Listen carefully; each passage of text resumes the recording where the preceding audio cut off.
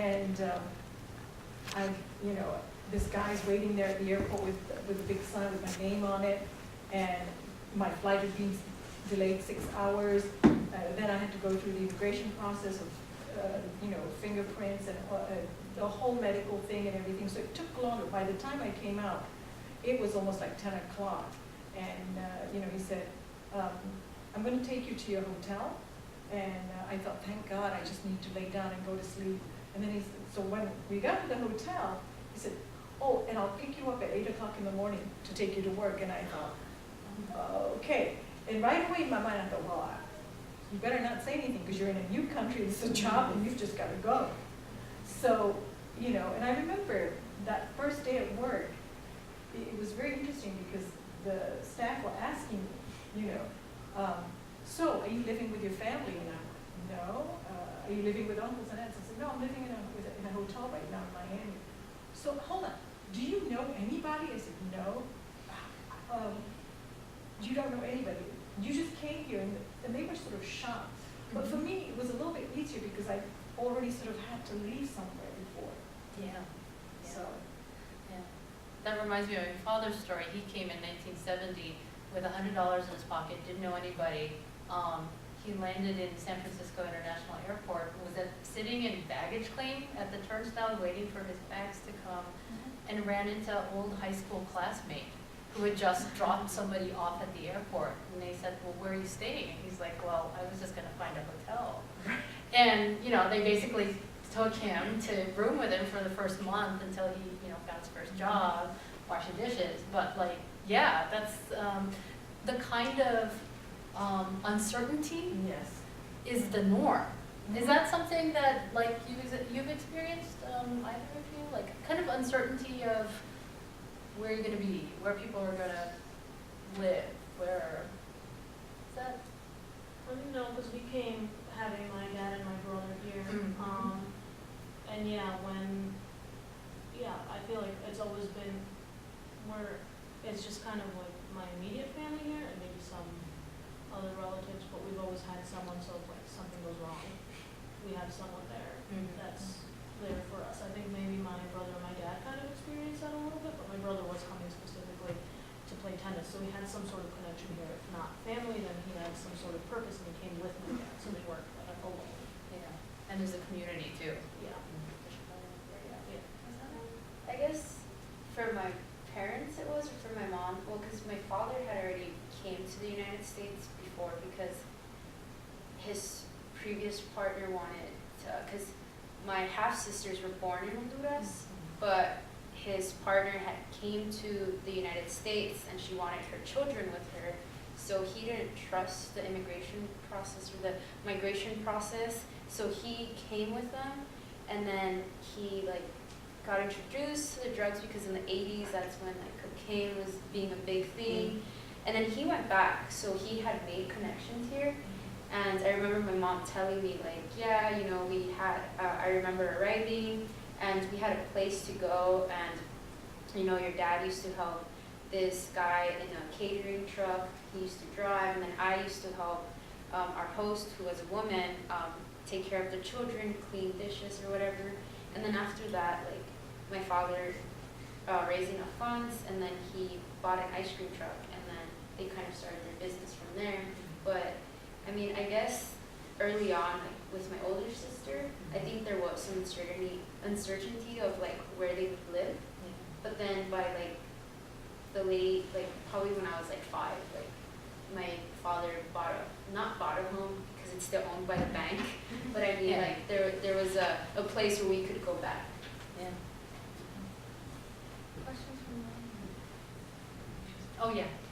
Oh, I was just wondering if there was any way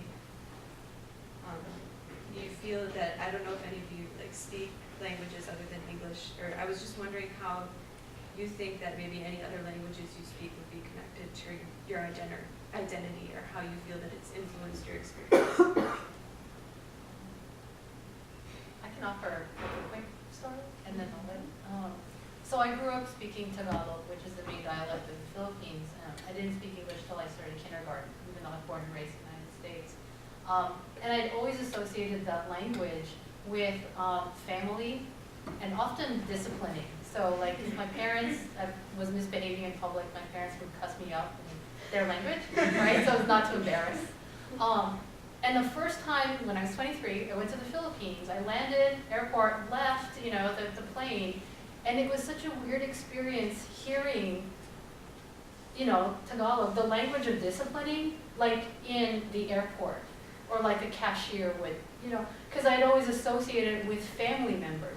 So it was very odd to hear, you know, doctors or, you know, somebody at the supermarket or, you know, the radio, using this language that I only associated with home and our neighborhood, which was largely Filipino, like to now a whole country, if that makes sense. It's just as if like slang was the official language of, you know, somewhere you just traveled. And it was really disconcerting for me to find like formality in a language that was so informal my whole life.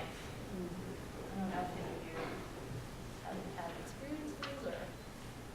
I guess for me personally, I too grew up with Spanish in the household, and but I guess mine is a little different because I am the youngest daughter, and my older sister, she went to school and she was learning English, but she was trying, because she was the first child, she struggled a lot in school just because my mom couldn't really help her only with the mathematics part because there's no language barrier there. But then I remember my older sister telling me, she's like, yeah, I would read the stuff, try to translate it in Spanish for mom to understand. Then she would try to help me, then I would translate that into English, and then I would try to figure that out. And I mean, she tells me to this day, she's like, yeah, sometimes I do struggle with English. It doesn't click in my mind to sound out a word. Like, compared to me, I could sound out a word and say, okay, it might sound like this. But for her, it's different. And my second oldest sister, my oldest sister was teaching her how to write and read before she was even in school.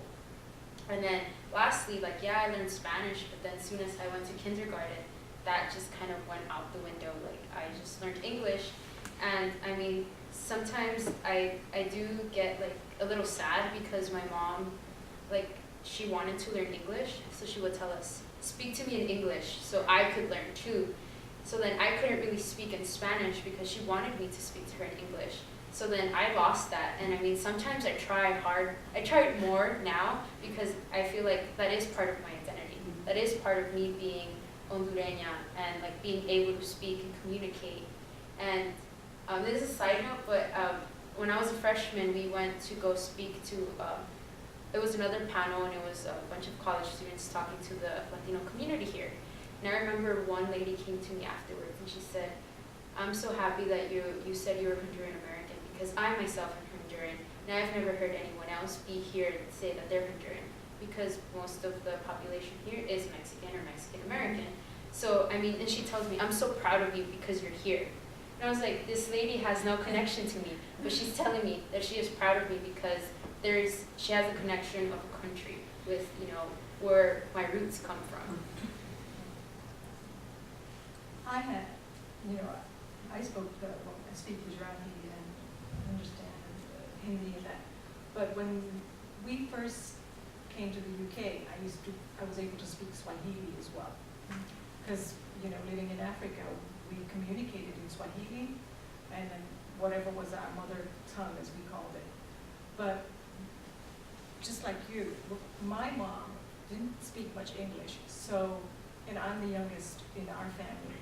And so I became this translator for everything, but the other thing was that we were told as children, you cannot speak Swahili, and we were discouraged to speak Swahili because we had come in as refugees. And there was a certain amount of resentment, right, from the British people that why were now we've got all these Indian people in our country, and so for some reason, if we spoke in Swahili, it meant that we gave ourselves away, which was ridiculous because, you just had to look at us to know that we were Indian, right? It was, but, so as a result, there are words that pop into my mind in Swahili, right? But I can't form sentences, and it's really frustrating because we just had to give up a language because our parents told us, no, in order for you to excel in school, you've got to keep speaking in English all the time, you know. But thank God, you know, that around the home, we at least spoke in our language in Indian all the time. So that allows me to keep that identity, you know, that, okay, that's part of my heritage and I don't have to. And what's really ironic now is that when you go to the UK, there are English people, British people, like last year I was in London in summer, and I went shopping with my mom just to a local farmer's market, and there were white English people talking in Gujarati, and I was just like, really? What is going on here? And so my mom said, isn't this amazing? We didn't speak English, so they adapted to us. This is wild. But that's what London is like. I mean, you know, we talk about the U.S. being a melting pot, but honestly, you go to London, and I'm telling you, there's no bigger melting pot than London. And all the different languages that you hear, and you know, because I was traveling on the tube train with my daughter, and I could see, because she's born and raised in Wisconsin, and I could just see the look on her face. She didn't know what was like. There were women that got on the train with hijabs. There was Eastern European languages being spoken. There was all these, and she just sort of looked at me, and I said, "Are you okay?" And she said, "Anything like this?" I said, "You're going to hear so many different things about it. You know, this is what it's like." But after a couple of weeks, it felt normal to her, and she said, "I wish we lived somewhere like that." So, because you did feel different then. You know what I'm saying? Like here, I could feel like I could stand out because I'm, you know, not Caucasian and I'm not from this area. So, the language is the one thing that with my family that sort of gives me that time. Language? Definitely, I think my biggest identity, the biggest like cause of my identity crisis, I think, is because I'm losing the language, and that's what I associate with like, because I don't have any sort of memory or any sort of, I mean, I do have a background. So when I was telling my brother, I was like, oh, I'm doing this immigrant like panel on immigration or on the immigrant American identity. He's like, but you're not an immigrant. I was like, wait a minute. Are you serious right now? Like, I was just insulted. I was angry, and I was like, how dare you belittle like one of the biggest aspects of my identity. But I realized, yeah, it is such a problem for me because I'm losing the language, especially, you know, being here and speaking English all the time, and like I try and call my mom as often as possible because she doesn't speak. 16 years later, not a word of English. She just refuses at this point. And you know, she doesn't have to. She has that community of people that can take her, and when I'm home, I'm the token translator. We go everywhere together. So yeah, I think language for me has always been, same thing that's been said, it's been separated. Serbian in the home, and then English for everything else. But English is really like the language of success. And I think a lot of it has to do with the fact that my mom doesn't speak English, and the fact that she cannot do anything on her own. Like, she will still call me to go to the grocery store with her because, like, she knows what to do. She just doesn't, she's afraid to speak or something, so that's always kind of been a hindrance. And so English has always been the language of success and outside the home, but Serbian is family. Like, I go to Serbia and I love it because everyone speaks Serbian. I'm like, this is great. There's some other Serbian kids on campus, and even though I am a little bit embarrassed of my language skills, like everyone else, when everyone said, oh, speak Serbian, I was like, okay, and I sound great to everyone else, but even though I'm a little embarrassed of how poorly I think I speak it, I still try to with like the other people on campus that can understand me, and with my mom, and now I'm trying to do more with my brothers because, I mean, we've been here a while, we're both, all three of us are kind of very integrated into like the American culture. I've been going to school here my whole life. Both of my brothers have steady jobs. They both work as tennis instructors and constantly interact with people in English, so it's just easier for us to interact in English. And that's something that I'm trying to like kind of bring back so I don't lose that. I never want to lose it, and I'm constantly afraid that I'm always losing it and that I'll lose it forever one day. One of the interesting developments in language preservation has been the emergence of classes or sometimes camps for heritage language speakers. So if any of you are interested, I mean, here at Beloit, I think we had the first section that Oswaldo had of Spanish class for heritage language speakers. So if you've grown up hearing Spanish and you can speak it, but you think it's more like Spanglish, then there are actually like curriculums now that are for heritage language speakers in Spanish, in Mandarin Chinese, in Tagalog, Vietnamese. They're all over the country. I know that Madison is home to Southeast Asian heritage language classes, so they exist if you're interested. Anna, you had a question? Yeah, I have two questions, and you can choose which one you want to answer. But the first one is about kind of leaving behind your family, or I know that like you pretty much traveled with your immediate family, you kind of split up and you reunited. So maybe what was the experience like of like leaving behind your home or your friends or grandparents maybe, and like kind of having the feeling that you might not come back? Like what was that like?